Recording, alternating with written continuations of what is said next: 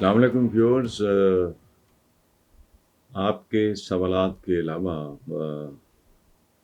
آپ ہی کی فرمائش پہ بلکہ حکم پہ ہم نے اخباری خبروں پہ تبصرہ منتخب چند خبروں پہ تبصرے کا آغاز کر رہے ہیں، اور یہ ہمارے بہت سے ویورز کی بھی خواہش تھی۔ تو پہلے ہی تو آپ نے بھی دیکھی ہوگی، یہ مکانہ اور مذاقہ خیز خبر ہے کہ شہباز حکومت سے نواز شریف اور مریم وغیرہ کے بعد اتحادی بھی ناراض، ادھر بیٹھے اپنے آصف زرداری صاحب بھی ڈسپلائر انہوں نے کنوے کیا ہے وزیر خزانہ، اور وزیر خزانہ مفتاح اسماعیل کہتے ہیں کہ اب تو کوئی قرض دینے کو بھی تیار نہیں۔ لیکن بات سنیں، یہ نواز شریف اور ان کی صاحبزادی یہ ٹپیکل قسم کا جو پولیٹیکل ایک ٹوپی ڈرامہ ہوتا ہے یہ وہ کر رہے ہیں، ورنہ شہباز صاحب کی کیا مدم مجال ہے، سوال ہی نہیں پیدا ہوتا۔ قدم قدم پہ پوچھتے ہوں گے، بتاتے ہوں گے۔ آپ نے پچھلے دنوں جب یہ انگلینڈ گئے ہم کو ملتے نہیں دیکھا؟ بڑے بھائی سے ملنے کا ایک واقعی طریقہ ہوتا ہے، اچھے لوگ ڈیسنٹ گھرانوں میں ایک پروٹوکول ہوتا ہے بڑے بھائی کا۔ یہ تھوڑی ہے کہ آپ جائے قدموں میں لیٹ جائیں۔ ہمارا بھی کوئی بڑا بھائی، اور میں بھی بہت سو کا بڑا بھائی ہوں تو بھائی، لیکن بہرحال یہ ہے بالکل ٹوپی ڈرامہ، یہ لوگوں کو بیوقوف بنانے کی۔ بلکہ آج دو تین، ایک تو انگریزی اخبار ہے فرائیڈے ٹائمز، اس کی تو سرخی یہ ہے گڈ کاپ بیڈ کاپ وغیرہ والی۔ ہمارے دوست ہیں روہت کلاسرا، انہوں نے کالم میں بالکل یہی ٹرمز استعمال کیا۔ کچھ بھی نہیں، اداکاری ہے، جھوٹ ہے۔ دوسری طرف میں آپ کو بتاؤں، let's assume for a minute کہ میرا اندازہ، میرا اسسمنٹ مکمل طور پہ غلط ہے، تو سچی بات ہے میں شہباز شریف اور اس معاملے میں مفتاح اسماعیل کے ساتھ ہوں۔ وہ بھائی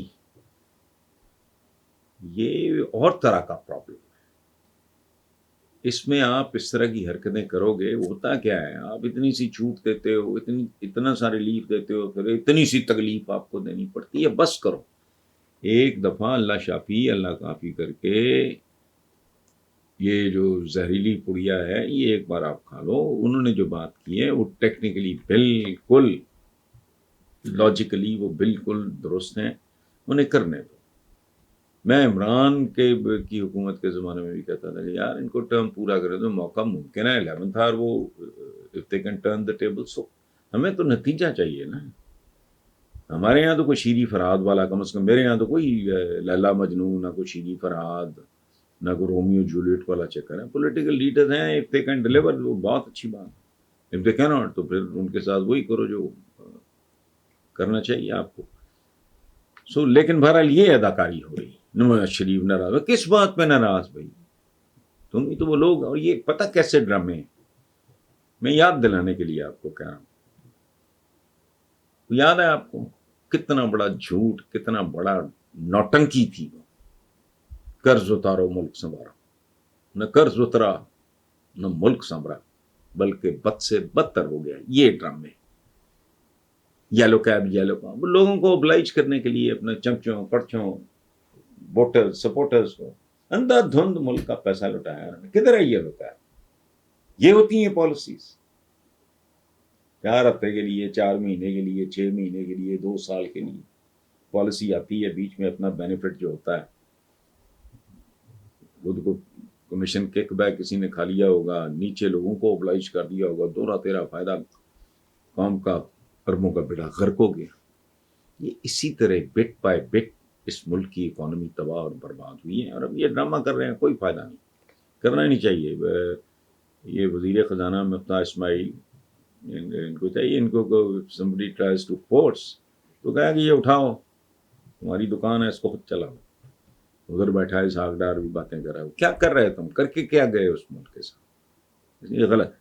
اگلی خبر ہے کہ تحریک انصاف کی اکثریت پنجاب خیبر پختونخوا اسمبلیاں تحلیل کرنے کے خلاف۔ تفصیلات کے مطابق chairman P T I Imran Khan کی زیر صدارت سینئر رہنماؤں کی 3 میٹنگز ہوئی، جن میں 2 صوبائی اسمبلیاں تحلیل کرنے کے معاملے پر غور کیا گیا۔ ذرائع نے بتایا کہ گزشتہ روز میٹنگ میں بھی اکثریت نے پنجاب اور کے پی اسمبلیاں توڑنے کی مخالفت کی.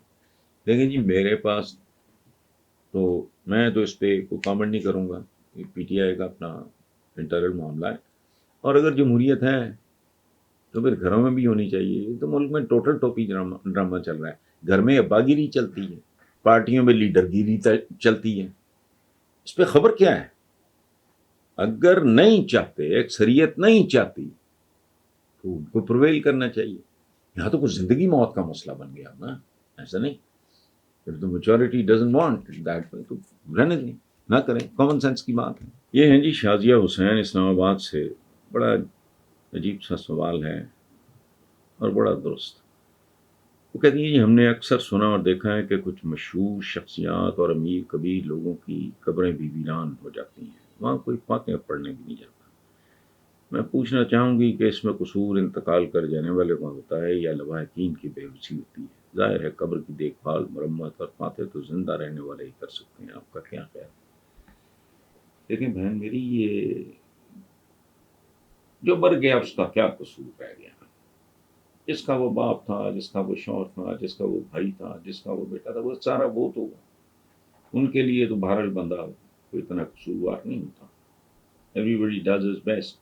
بھائی کے طور پہ، باپ کے طور پہ، بیٹے کے طور پہ جو کر سکتا ہوتا ہے. بعض اوقات خاندان ہی ایلیمنیٹ ہو جاتے ہیں. میرے سامنے کی باتیں، یہ خاندان دربدر ہو جاتے ہیں، چلے جاتے ہیں. دربدر سے مراد میری یہ نہیں کہ وہ قسم پرسی یا یہ وہ نہیں، بیرون ملک سیٹل ہو گئے. مجھے ہال اٹھتا ہے.